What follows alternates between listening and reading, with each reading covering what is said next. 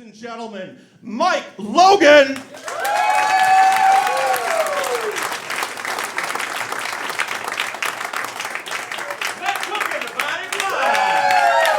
Man had a moment up here, man. Y'all all part of that. That was beautiful as hell. Shit. Cut all that noise out, because I ain't doing that. I'm in this bitch dressed like this. I'm here to fucking party. What? We already yelling? So what are we talking about? What are we talking about? My cast? Oh, I did, yeah. There's actually a joke about that, but I won't. I'm all healed now. I'm all healed. Thank you. I appreciate that. Thank you. I appreciate that. Okay, shut up. All right. Okay. So we've got a lot of time, a lot of comics on the lineup. All right. Just kidding. Let's all take a moment to have a drink together. All right. Raise your glass for Dr. Grins, everybody, and the staff here, and this beautiful club, and this fun venue. Huh? There's no sarcasm in that. That was a real toast. I'm 35 years old. I've been aging perfectly. I'm really happy about it. I don't know if you can tell, but I really love the way I am in my life right now. I thought I was going to be really afraid of getting older, because when I was young, I wanted to hold on to my youth really badly. And I thought I was going to never be able to be an old man. But I found that I absolutely just love being an old man. I'm really excited about being an old, just angry black piece of shit, man. I'm so geek. You know what I'm talking about, right? Yeah! This man, the only other brother in the entire room is an old black man. You right here. Come on, man. There you go. Here we go. We in this together. We out here in West Michigan just surviving, am I right? I swear to God, I love old black men, dude. I grew up in Detroit, Michigan in the 80s and shit, so I was exposed to old black men. Real old black men. Fix me a plate kind of black men, you know? Love that shit. Every time I go back to Detroit, every time I go home, I'm always reminded that I'm in Detroit by just the old blackness all around me, you know? One time I was there, I'm sitting in a hotel bar, watching TV, right? And a song was playing on the radio in the bar. A song by the name of Bad and Bougie. Have we heard of this song? Yeah, we've heard it. It's a rap classic, huh? So West Michigan must love it. You guys get it? It's a rap song by a group named Migos, right? It was really popular. It was a huge hit. And there's a lyric in the song that's very peculiar. It's a lyric that goes like this. It goes, raindrop, drop top, cooking up dope in a crock pot. That's the lyric, right? So I'm sitting at the hotel bar, minding my business. To my right is an old black gentleman. And he just gets really upset. And he just says, hey, yo, this song, bullshit.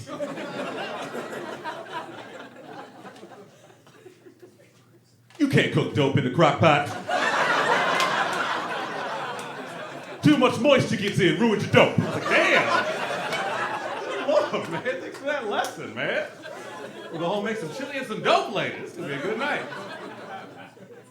They say the wildest shit, man. I can't wait till I get carte blanche to do that. Do you do that already, sir? He said, you get the most maniacal laugh ever. I'll do that, he's just like, ha ha ha. Now go get me a switch.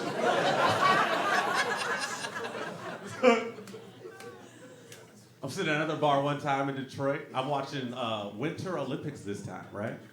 It's very fun. It's couples ice dancing, competitive ice dancing, right? It's like two people throwing people up in the air and shit. It was beautiful. I was envious. Having my drink being a piece of sloppy shit. Just like, man, I wish. At one point, the guy takes the woman, she's much smaller than him, and he grabs her and throws her in the air and spins her twice, and she lands perfectly. And I was like, damn. To my left was an old black man. He just goes, hey, yo, young blood. And I was like, yeah? I'd have spun that bitch 3 times. I don't think you would have, sir. It's a bold-ass claim, man. Just out here throwing bitches around the Winter Olympics and we sit at the same bar together, goddamn.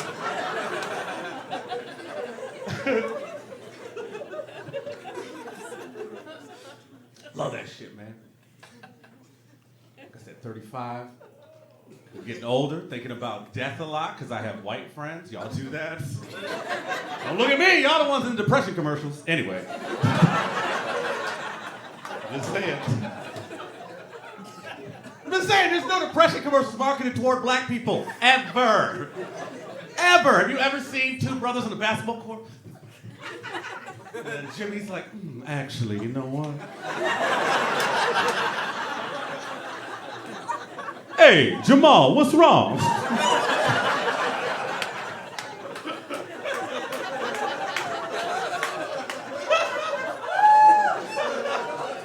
I swear to God, I'd get depressed if that was the ad campaign. For like antidepressant medication.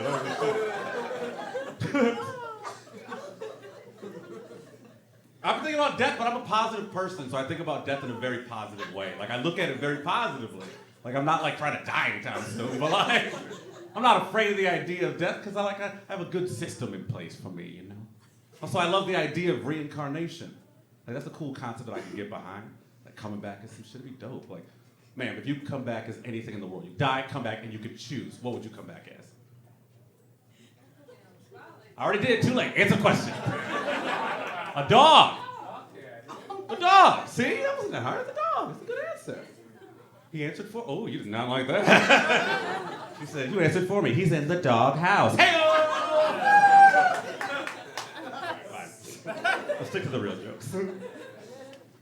I like the idea of reincarnation. I ask everybody every time I do this joke. I ask somebody in the crowd, like, "What would you come back as?" Because I love the answers. They're always really fun. Sometimes they're dogs. Sometimes they're lion. Sometimes they're birds. Sometimes they're eagle. One time I asked an old lady. She was very old. She was like 197 years old or some shit. And I asked her, and I was like, "Ma'am, if you could come back as anything in the world, what would you come back as?" And without hesitation, she just says, "A mayfly." I'm like, "A mayfly? You realize you'd be alive for like 3 minutes." She's like, "Yeah, but they fucked the whole time."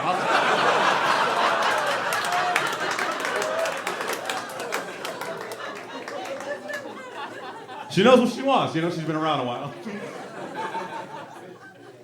I've thought about it long and hard. If I could come back as anything, you know what I'd come back as? I would come back as an attractive white lady.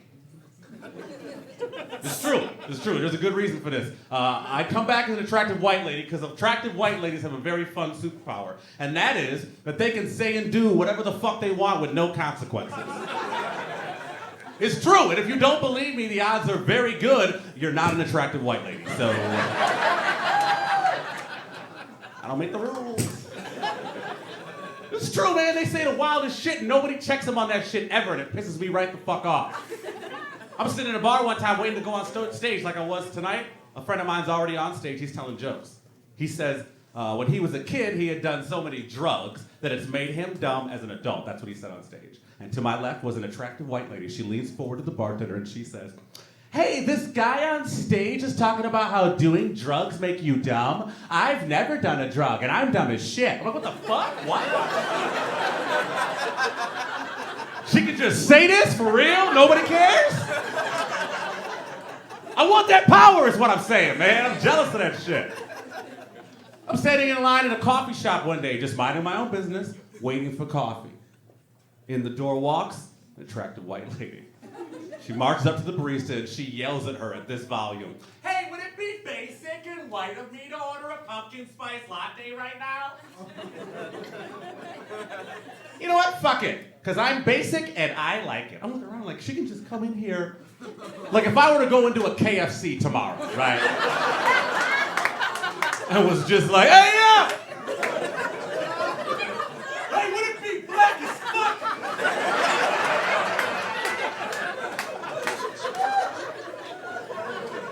If I would order a piece of fried chicken right now. Don't worry about the drink. I brought my own Kool-Aid. We good, man. Hey, I've been Mike Logan. You've been a fantastic audience.